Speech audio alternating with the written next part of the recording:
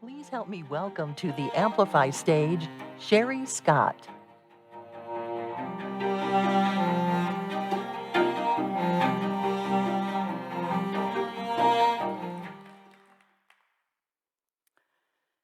My childhood has been revealed to me over a long and very painful 20-year process that started when I was 24, shortly after the birth of my first child. I would discover over time, piecing previously hidden memories together, that I was born and raised inside a sex trafficking ring. My parents conditioned me from birth to meet the needs of the pedophiles they put me in contact with. They and many others used me my entire childhood. I was photographed, filmed, sold, traded, and made to do things that should never happen to anyone, let alone a child. It didn't take long before I developed powerful survival skills like fierce independence and Herculean strength that shrouded me in layers of protection I needed to survive. Those layers remind me of the Simon and Garfunkel song, I Am a Rock. I am a rock. I am an island. I've built walls, a fortress deep and mighty that none may penetrate. I have my books and my poetry to protect me. I am shielded in my armor, hiding in my room, safe within my womb. I touch no one, and no one touches me.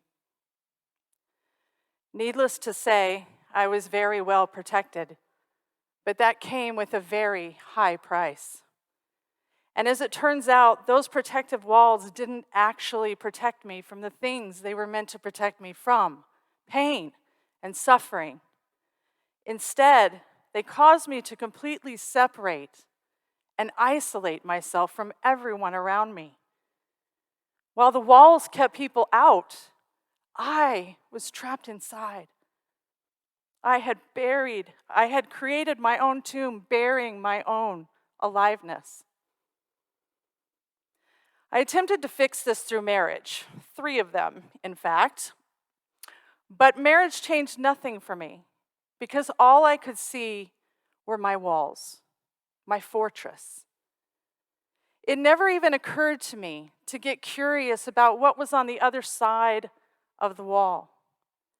I never asked, are you happy? What do you need? I was so consumed with my own survival that I never even thought to ask about their experiences, their challenges, or their beliefs. I just continued to survive in isolation with my walls firmly in place. That was marriage for me. 3 years into my first marriage, I got pregnant. After the initial shock, I saw this as the opportunity I needed to experience that aliveness. I was pretty excited. I spent the next 9 months preparing for his arrival. I read every book I could get my hands on. I talked to countless mothers about their experiences. And while I'm not exactly the most crafty person on the planet, I was so inspired, I made a quilt, I painted his crib, and I even made homemade curtains. I knew my son's arrival would fill this massive void and have me finally feel alive. And I clearly recall that day I gave birth. My palms were sweating, and I felt an enormous ball of fear in the pit of my stomach as the nurse placed my newborn son on my chest. I looked down at his perfect little face and wrapped my arms around him. I took a deep breath in, and I felt absolutely nothing. No outpouring of love. No aliveness. Nothing. I was broken and dead inside.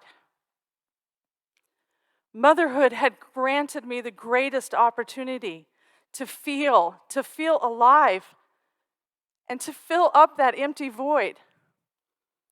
But I failed miserably. And the shame of it all was almost unbearable. But I knew being a mom who was the walking dead was not an acceptable option. So I had to find a solution. And I remember the exact moment when I did. I was in the bathroom, brushing to get ready for work, when my son, about 2 years old at the time, came in with a full loaf of bread in his hand. He wanted a piece, but that twist tie was still on the bag. I went to grab it, but he pulled it back and said, "My do it." So I said, "Great." And off he went to figure it out. About 5 minutes later, he came back, and he had that loaf of bread in one hand and that twist tie in the other hand, and he was beaming from ear to ear, jumping up and down, shouting, "My did it! My did it!" At that moment, I stopped what I was doing, and I focused completely on him. And what I saw shook me to the core and literally woke me up, because I had never seen such pure joy and satisfaction. It caught my attention in a very different way. And for the first time, I became curious. I became curious about his world. I found myself stepping outside of my protective walls. I became completely engrossed in his excitement, and it was freaking awesome. I found my joy in his. I picked him up, bread and twist tie still in hand, and we spun around our living room celebrating his victory. I was alive for the very first time. And now I became curious about curiosity. From the moment I discovered how seeing into another's world could make me feel alive, I was giving curiosity a try by asking questions of everyone. I asked questions of my employees at work to better understand their frustrations and concerns. I got interested in how friends and family felt to resolve conflict and misunderstandings. And I even asked questions of strangers I just met, if only to relate and get more comfortable with them. Ironically, each time I got curious and had the opportunity to really see others' perspectives, I was the one that felt more alive. And I wanted more aliveness, so I kept getting more curious. Curiosity became a reliable tool I chose to use for accessing that aliveness, and it kept me moving forward. While curiosity may have killed the cat, for me, it saved my life. It gave me compassion and understanding to appreciate perspectives outside of my own. And as I practiced curiosity over the years, I have found that what lies on the other side of those walls of protection is the very thing I need to feel alive. Even when what is on the other side may not always be what I want or expect to hear. At the age of 45, after a 19-year silence, curiosity had me calling my mother. She had always told me she loved me, so I was curious what love was for her, given the actions she had taken when I was young. While she shared some stories I had heard before, this time, I got curious how these experiences actually impacted her.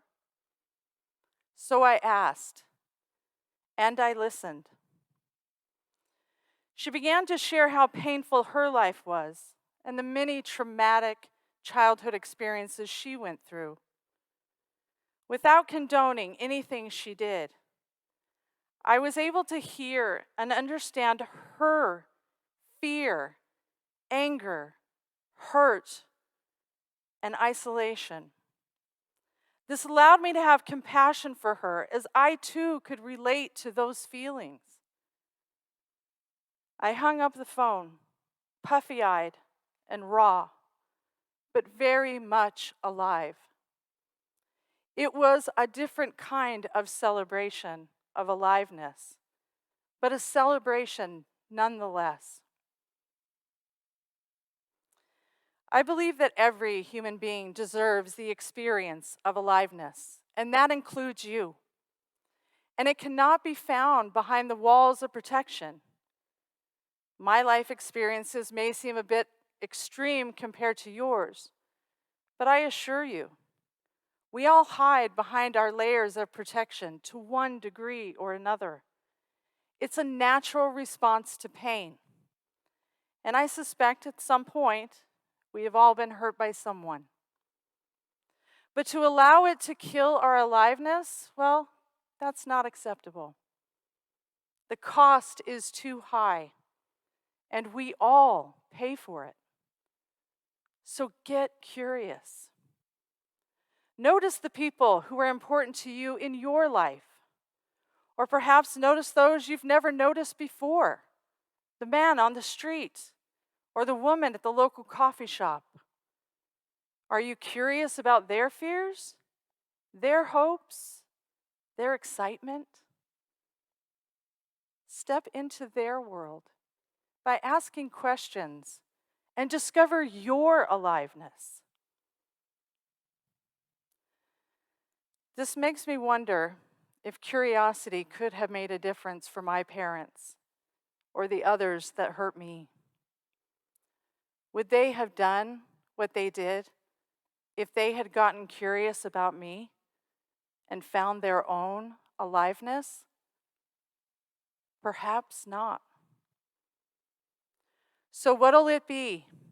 Survival behind walls of protection, or true aliveness through curiosity? I challenge you to test it out.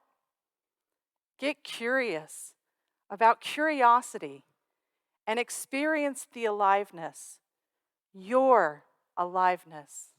Thank you.